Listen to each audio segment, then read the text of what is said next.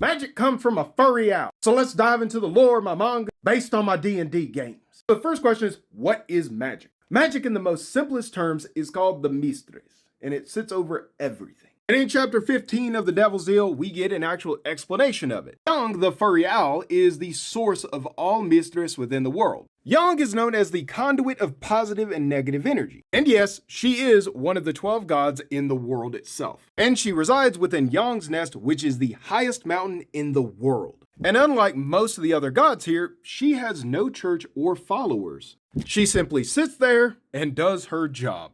Okay, cool. So we know the mistress is like radio waves that permeates everything. And mortals are able to interact with the mistress via their chakras. And in the case of monks, also known as Narvis, they use key nodes throughout their body. But what if you want to flashbang people like Ludo was doing? Well, in the simplest way, there are 4 tiers of magic. You have nature magic, you have arcane magic, elder magic, and divine magic. And remember, you got to think of these as frequencies. And in the center is arcane, and it is by far the weakest, but that is where the majority of casters sit, including the magician, which is what Ludo is. And the reason that it is the weakest is because mortals use their own chakras. Specifically, they use the root chakra in order to pull the mistress in, and it's there they will start refining the mistress, or aka the influence, which is instructions, before either sending it into the world or sending it up into the other chakras to refine the instructions more and more. The easiest way to describe this is the higher the tier of the spell,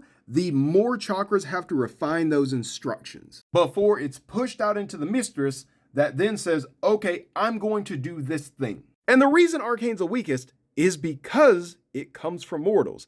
Elder, divine, and nature magic all come from much higher beings, aka the gods. Or in Selma's case, Vasigo the devil, because she is a warlock. And because of his ability, she is subcontracted to an elder being known as Cheshire, aka an elder with a warlock. But did you know that wizards and sorcerers hate each other? From an institutional standpoint, wizards believe they should be the only casting class. Because do you remember when I was talking about the mistress takes instructions and fulfills them? Well, it's a little bit more complicated than that, because think of the mistress as a large language model or an AI. The more data points it has, the easier it is to guesstimate and fix any mistakes a caster will make to prevent them from eye-mipping, which stands for improper mip, aka miscasting.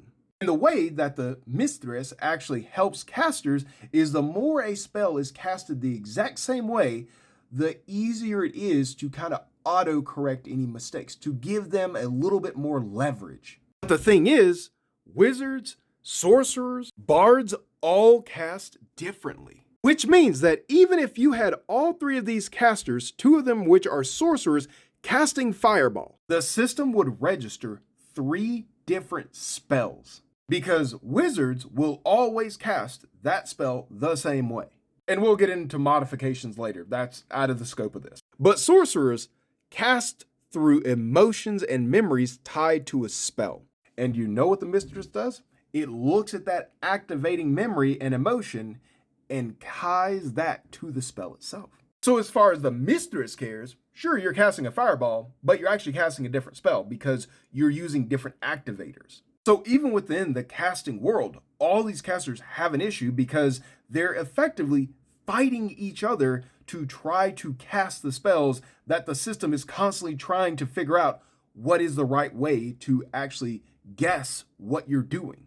And that's why some regions in the world will actually outlaw or restrict certain types of casters, just based on the lobbying power of a different casting group. But you can catch up on all my mangas right now for free, as I only paywall the last chapter of each book. And don't forget to grab a copy of The Devil's Deal and Night of Slaughter.